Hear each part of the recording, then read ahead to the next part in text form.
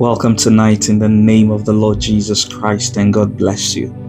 Today, I will teach on the reward of prayer. In Matthew chapter 6, Jesus Christ, teaching his disciples about prayer, told them, he said, when you want to pray, enter into your closet, shut the door. He said, then your Father who sees in the secret, he will reward you in the public. There, Jesus established that there is reward to prayer. That is, when you pray, you can believe there is a reward from God for that activity there. He says, your Father who sees in the secret, he will reward you. In Hebrews chapter 11, the writer of Hebrews there, he said, he that will come to God must believe, first of all, that he is. So you can't come to God if you don't believe there's a God in the first instance. Must believe that he is. That's number one. And that he is a rewarder of them that diligently seek him. So he is a rewarder. Do you see?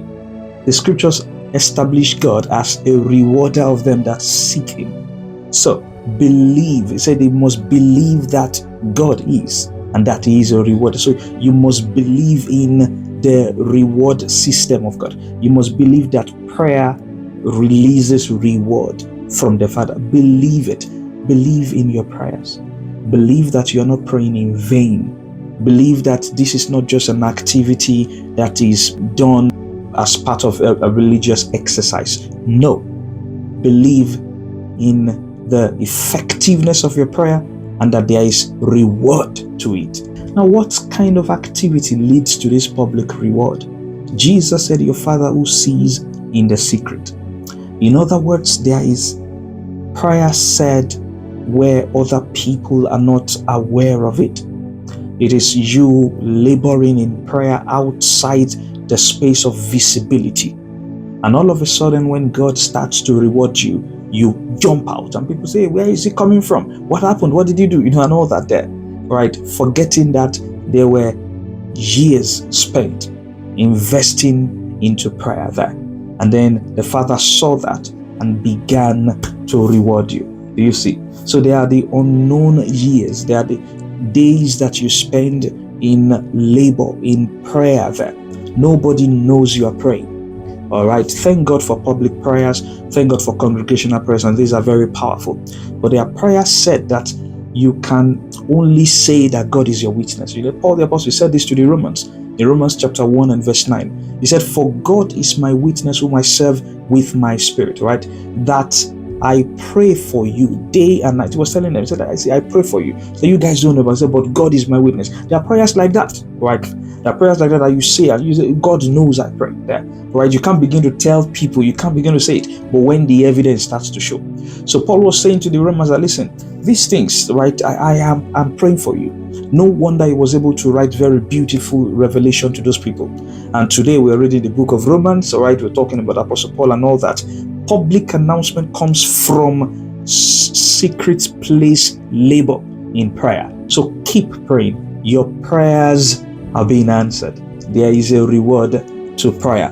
When you see someone having public place announcement, public place reward from God, right? And God is moving in the life of this person very beautifully. You love what God is doing. You love the things you are seeing and all that.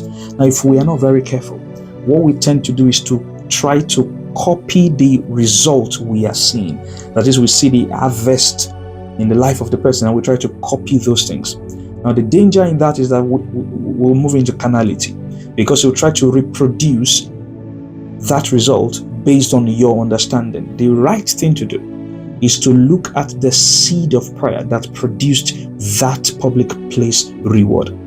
God is moving in the life of this person, but there must have been something that this person did in order to produce that.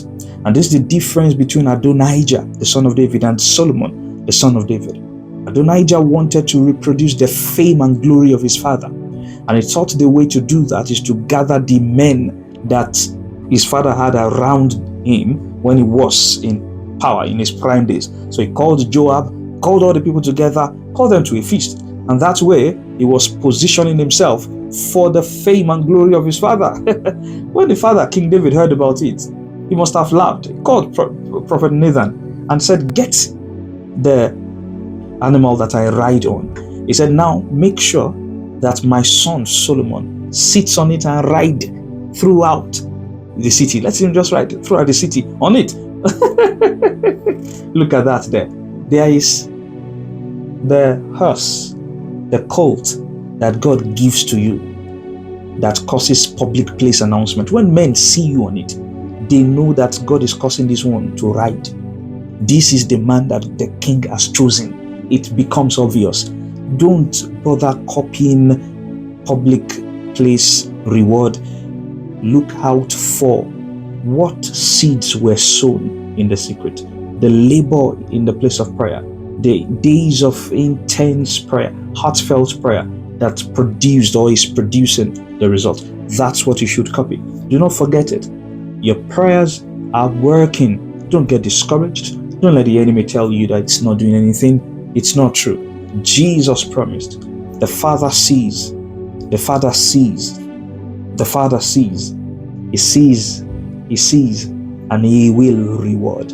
He that comes to God must believe that he is a rewarder. Did that bless you? I'll see you again tomorrow. Take charge.